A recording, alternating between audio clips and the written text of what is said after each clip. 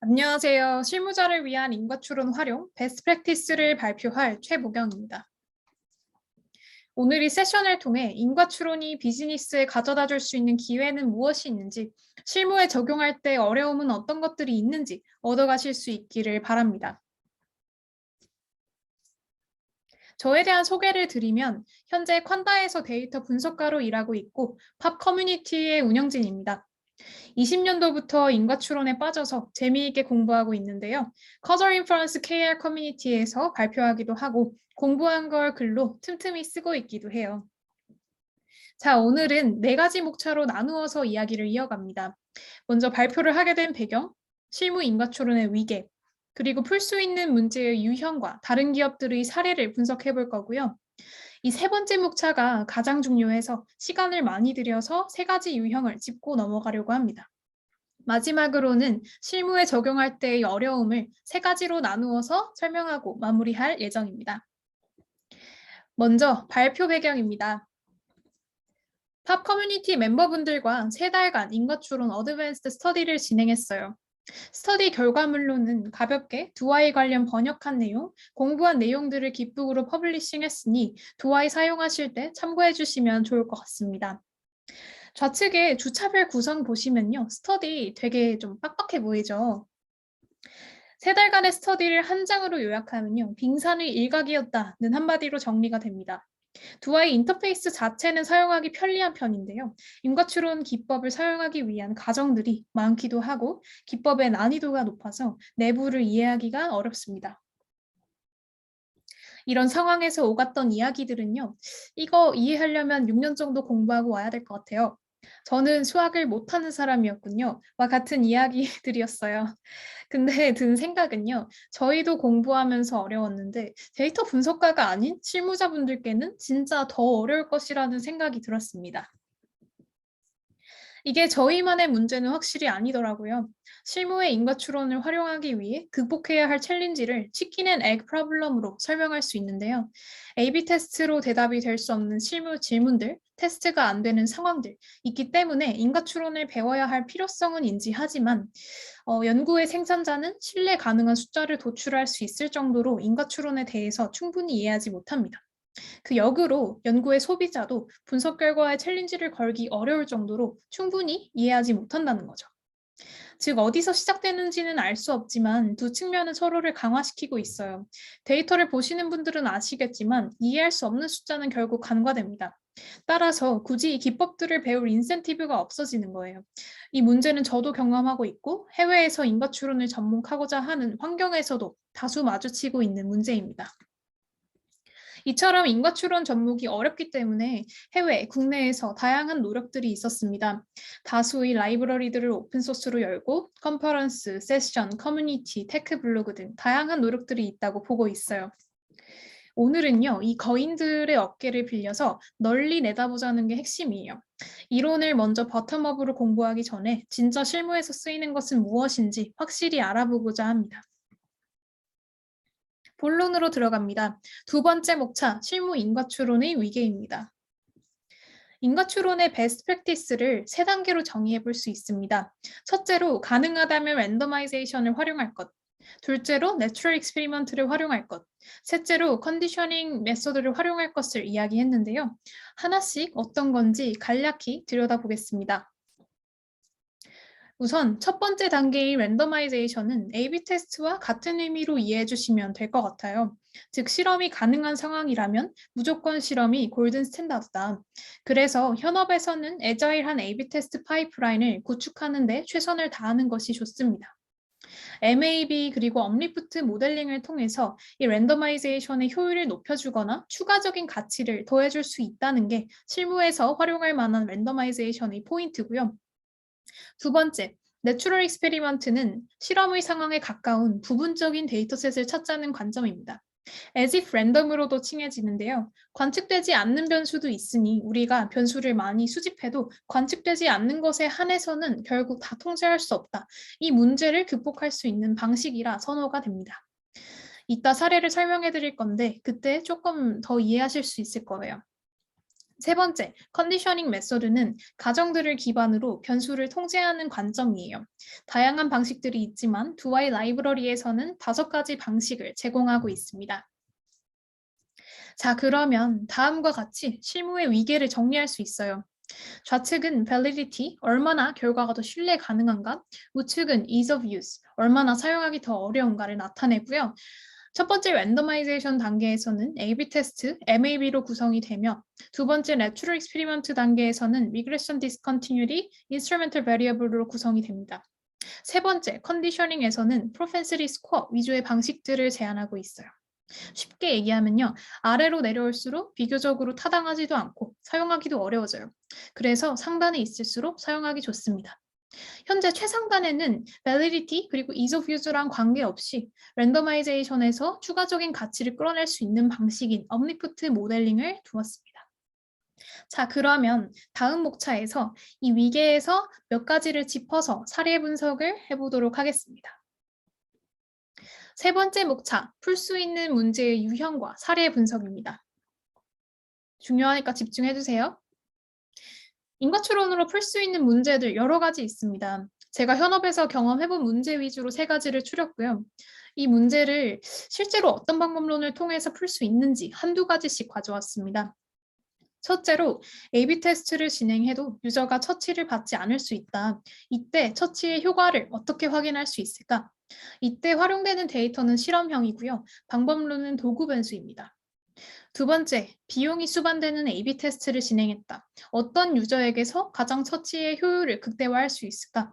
프로모션과 같이 ROI 측정이 될 수 있는 것들을 의미하고요.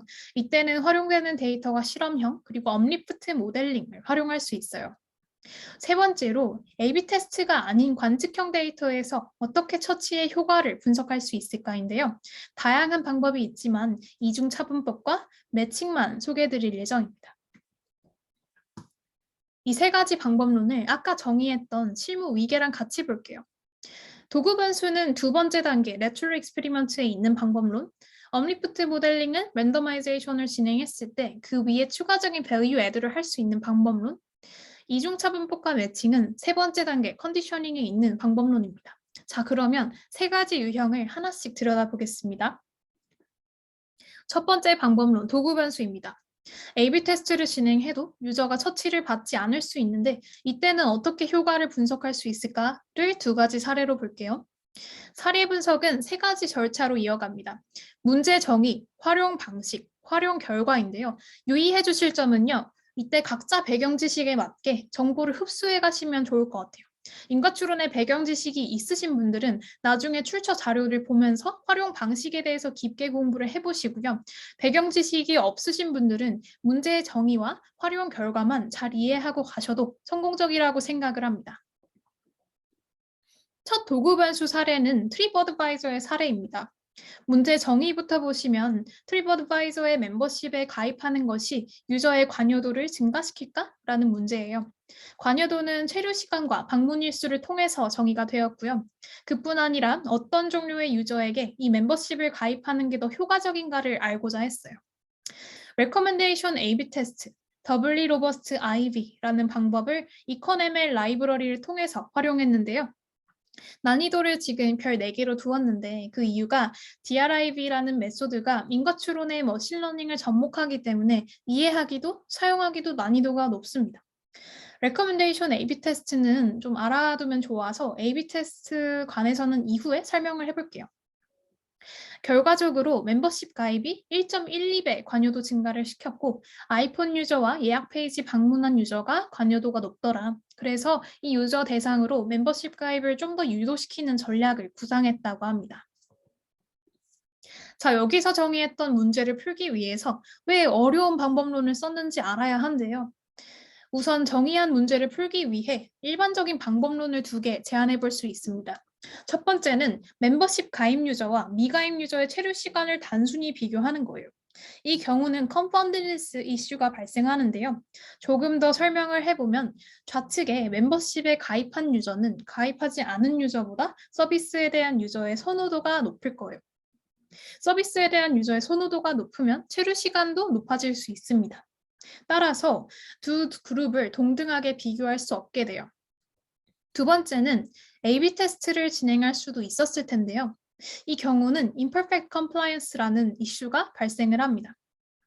A/B 테스트에서의 처치가 멤버십 가입이라고 했을 때 랜덤하게 추출된 일부 유저에게 멤버십을 가입하도록 강제를 할 수가 없죠. 그래서 이 문제는 현업에서 좀 빈번합니다. 유저가 직접 참여 여부를 결정할 수 있는 이벤트의 경우는 이런 문제가 발생할 수 있습니다. 그래서 일반적인 방법론들을 쓸 수 없기 때문에 Recommendation A/B Test라는 것을 활용하는데요. 개념은 다른 목적을 위해서 진행되었던 A/B 테스트의 실험군, 대조군 할당 여부를 도구 변수로 활용해서 인과관계를 추정할 수 있게 합니다. 앞서 이야기한 imperfect compliance 문제에도 유용한데요. 무엇보다 이걸 잘 이해할 수 있으려면 도구 변수 기능 자체를 이해해야 하는데요. 도구 변수는 원인 변수에서 내생성을 가지는 부분을 잘라내고 외생성을 만족하는 부분으로만 결과 변수를 예측하는 메커니즘이에요. 그러면은 어떤 A/B 테스트를 썼을까라고 하면 좀 더 빠른 멤버십 회원가입 과정이 유저 리텐션을 향상시키는가라는 목적으로 진행되었었던 A/B 테스트를 썼다고 해요. 우측에 보시면 원클릭 멤버십 사인업이 실험군이고 레귤러 멤버십 사인업이 대조군인 이런 실험을 레커멘데이션 A/B 테스트로 활용했다고 합니다. 이렇게 좀 다른 목적 또는 직접적인 목적으로 진행되지 않았던 테스트의 할당 여부를 도구 변수로 활용하기 위해서는 도구 변수로서 만족해야 하는 조건을 만족시켜야 돼요. 세 가지예요. relevance, 도구 변수는 독립 변수에 충분히 영향을 줄 것. exclusion restriction, 도구 변수는 독립 변수를 통해서가 아닌 다른 경로로 결과 변수에 영향을 주지 않을 것. 세 번째로 exogeneity, 도구 변수와 결과 변수에 둘 다 영향을 주는 교란 변수가 없어야 한다. 이 세 가지를 만족시키면요, 다이렉트 A/B 테스트가 아닌 recommendation A/B 테스트를 통해서 알고 싶은 인과관계를 추정할 수 있습니다. 다음 도구 변수 사례는 러블럭스라는 게임이에요. 게임 내에서 아바타 샵이 있는데 여기서 유저들이 본인 캐릭터를 꾸밀 수 있어요. 러블럭스는 아바타 샵에서의 체류 시간이 커뮤니티 활동에서의 체류 시간에 어떤 영향을 주는지를 알고 싶었다고 해요. 이때 A/B 테스트가 어려웠던 요인은요. 아바타 샵이 유저 경험에서 중요해서 일부 유저에게서 배제하는 게 불가능했고 바이어 셀러가 존재하는 마켓플레이스인 것도 한몫했다고 합니다. 이때도 recommendation A/B 테스트를 사용하고 two-stage least squares regression이라는 것을 활용했는데요. 이 기법은 저도 실무에서 2차례 정도 활용했을 만큼 난이도가 괜찮은 기법이어서 추천을 드립니다. 자세한 건 출처와 여기 걸려있는 링크를 참조해 주세요. 활용 결과로는 아바타샵에서 체류 시간 증가가 1% 됐을 때 커뮤니티 활동에서는 0.08% 증가했다라고 정량화를 할 수 있었고요. 추가적으로 어떤 유저에게서 더 큰 임팩트를 보이는지도 알아낼 수 있었습니다.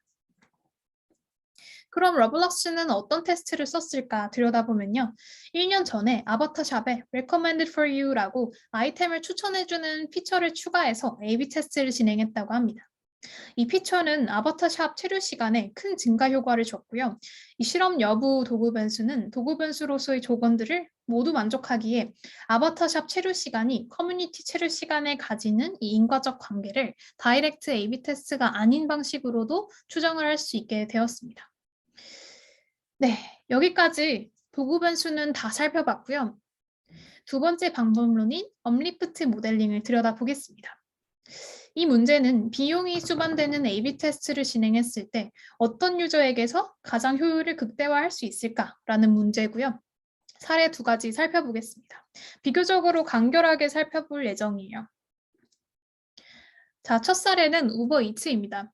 정의된 문제는 우버이츠가 광고주로서 광고를 어떤 유저에게 내보내야 주어진 예산 하에서 최적의 퍼포먼스를 낼 수 있을까였는데요.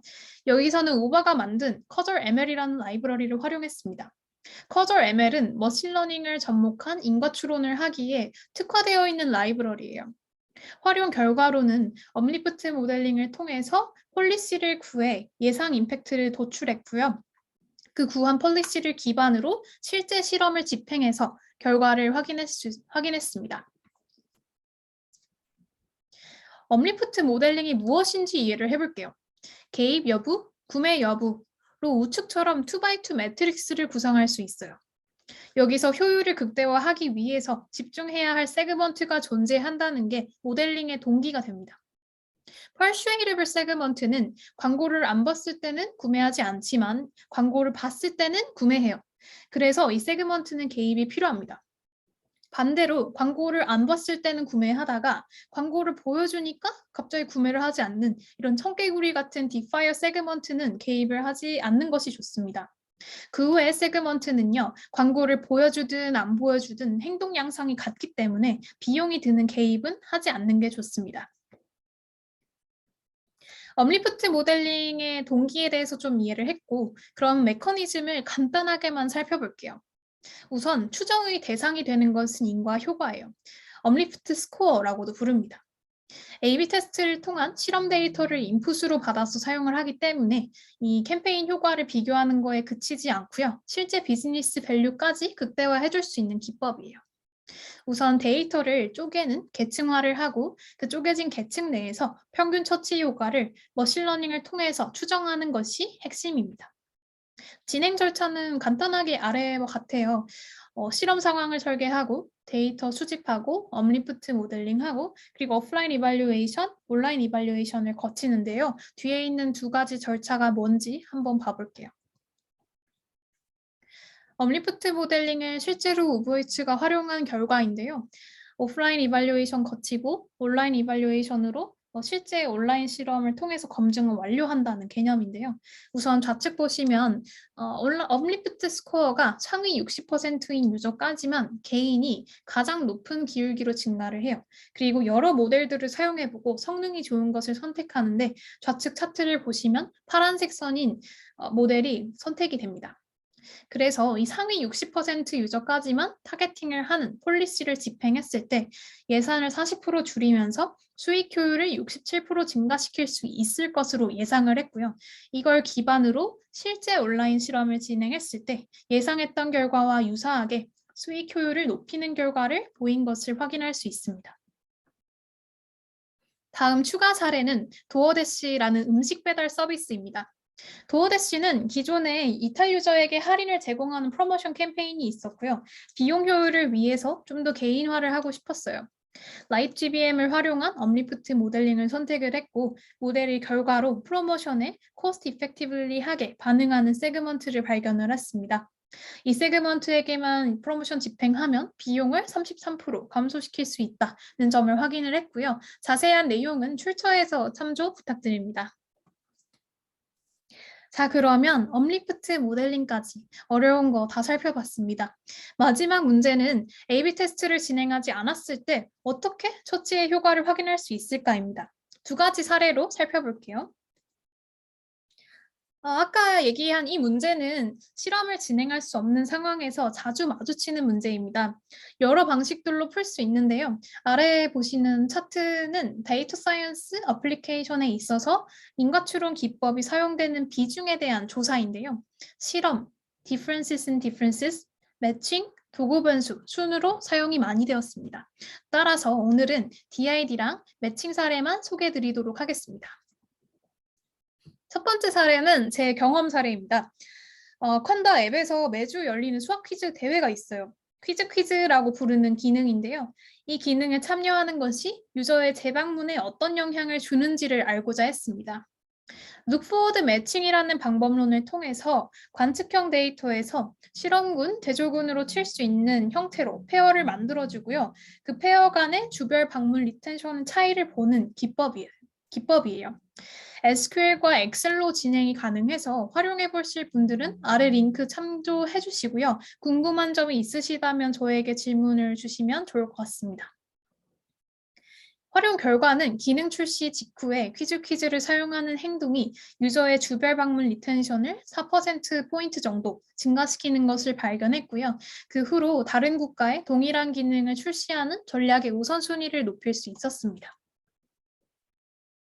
다음 사례는 마이크로소프트 두와일 라이브러리의 샘플 노트북 사례예요. 실무는 아니지만 문제 정의 자체가 실무에 적용해 봄직하고 두와이의 4단계 인터페이스를 잘 소개해준 사례라서 가져왔습니다.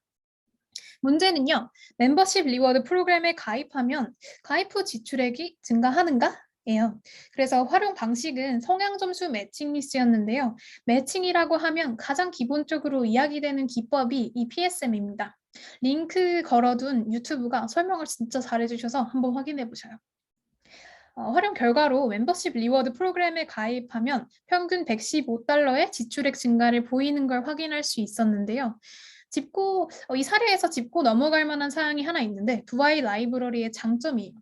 인과 추론은 그라운드 트루스가 없어요. 그래서 인과적인 가정을 최대한 공식으로 표현하고 검증하는 게 중요한데요.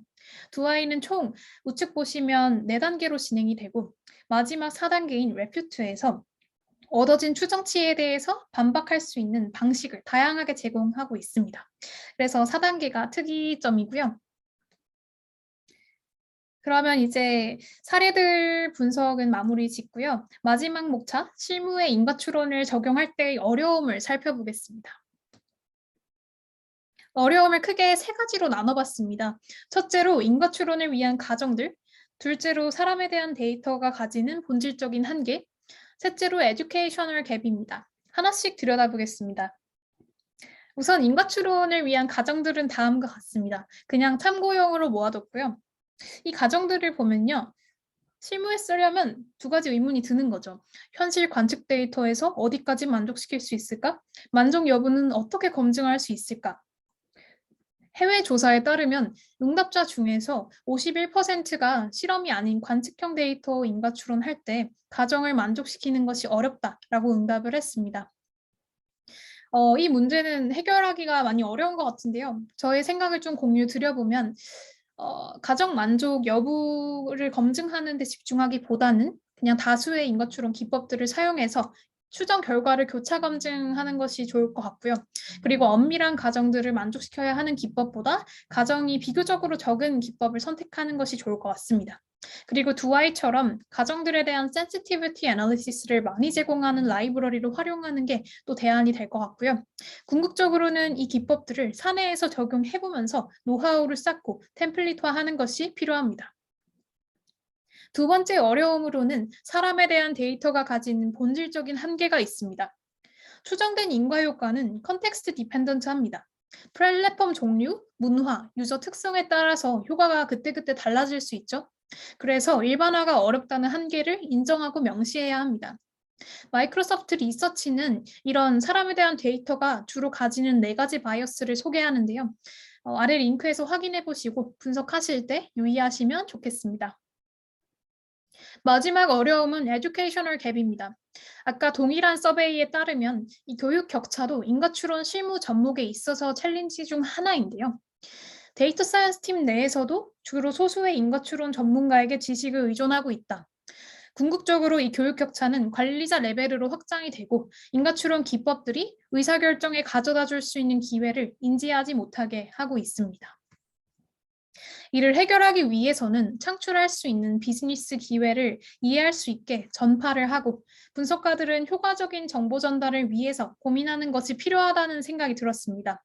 효과적인 정보 전달을 어떻게 할 수 있을까에 대한 제 생각을 공유드려보면 믹스 판넬과 앰플리튜드에서도 인과 추론 기법들이 기능으로 구현되어 있습니다. 프로덕트 분석 사스로서 다양한 형태의 데이터에 맞는 기법이 뭘까? 그리고 다수의 사용자가 이해할 수 있는 시각화 기법은 뭘까? 고민을 많이 했을 것 같은데요. 그래서 이런 사스를 레퍼런스 삼아서 인과 추론 기법과 시각화 방식을 선택해서 도전해도 좋을 것 같습니다. 하단 이미지 보시면 대부분 DID고요. 앰플리튜드가 인수한 클리어 브레인 같은 경우는 리프트를 보여주는 UI를 취하고 있습니다. 제 경험상으로도 DID를 보여주는 건 관리자 레벨에게도 직관적인 편이었습니다. 자, 이상 본론은 다 말씀드렸고요. 마무리 지어 보겠습니다. 오늘 이야기한 것들은 압축된 정보를 25분 만에 흡수하는 거라 어려우셨을 것이라고 생각합니다. 오늘 내용을 리뷰해보면요. 실무 인과 추론의 위계 살펴보았고 실무에서 풀 수 있는 문제 3개의 유형과 사례 분석 보았고요. 마지막으로 실무에 적용할 때 어려움이 어떤 것들이 있는지 확인했습니다. 앞서 이야기 드린 것처럼 배경 지식에 맞게 자료를 활용하고 각자 흡수해 가시면 좋겠고요. 앞으로 거인들의 어깨를 더 많이 빌리고 더 많이 공유할 수 있으면 좋겠습니다. 연구 생산자들은 실무에서 잘 쓰이는 기법 위주로 메커니즘에 대해서 확실히 이해하고 연구 소비자들은 비즈니스에 인과 추론이 가져다 줄 수 있는 기회에 대해서 더 잘 이해하고 활용될 수 있도록 하면 좋겠습니다. 즉, 좋은 순환이 발생하기를 소망합니다. 그럼 긴 발표 들어주셔서 감사합니다.